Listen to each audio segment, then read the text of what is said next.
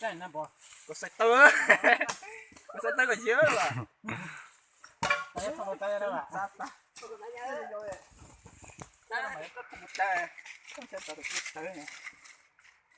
Tay có sáng khít. Nhìn cái đó. Đá một chút. Gieo tôi. Sáng ra kiểu.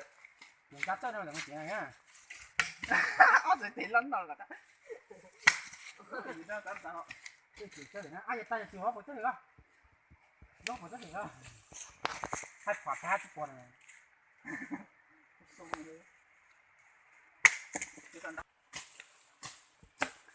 Xong một chuyện em mà xong rồi. Nó cắt tục lại. Cái bắt tục lại. 这只不是张萌耶，这都不是扎肥的。站住！哇！站住！站住！你叫，你叫，来，快点咯！你说操了吧？你讨厌嘛？疯狂！哦呦，这都是咋说站住个？这纯嫩呢。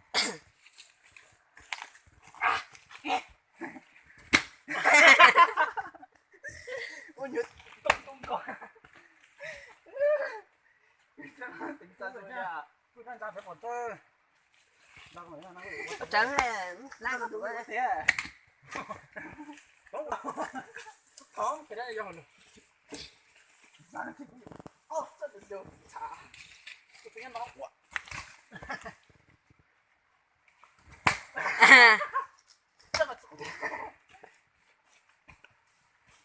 ủa tệ ôn tung cái ra Cô đã muốn tung.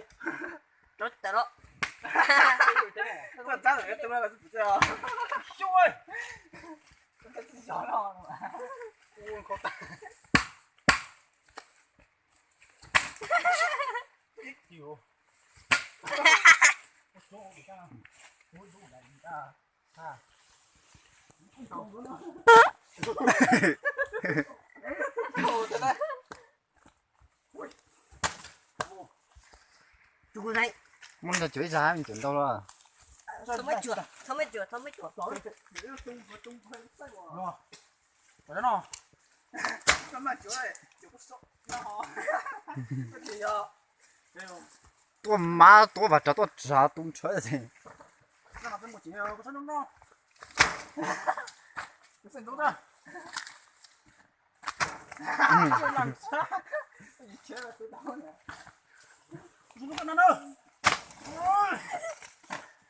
tỷ đô tiếp của mà Muốn chuối dần.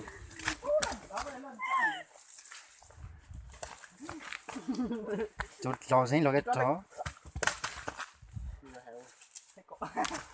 Ôi yo, ôi yo, Tao mua tiền tiền.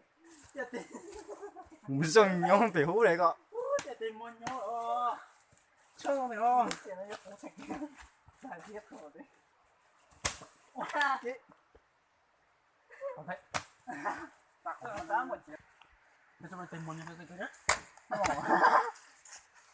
tiền soi bao nhiêu À, thôi rồi đó. Ốc tiền thôi. Là cho. Ui la lắm.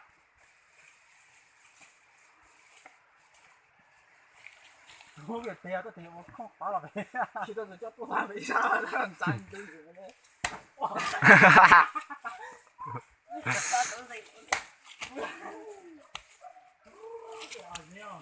Cái ảo sinh. Ảo sinh rồi. Cái bấy sinh rồi nó.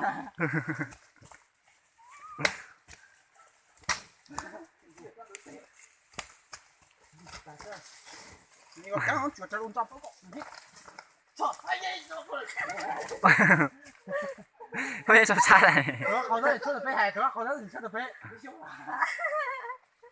哎呦，好了喽。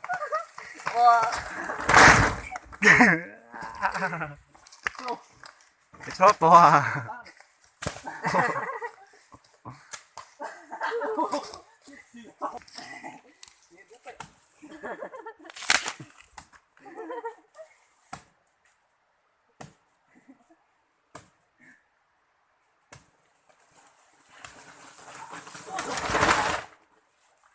chỉ tù cho thành ra rồi Đó, uống một nó ngon thế.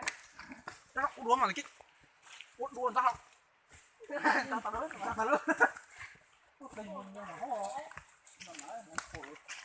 nói những cái có thêm bao nhiêu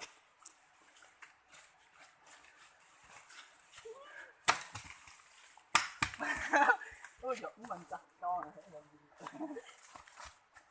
Chắc là đi. Khó lắm.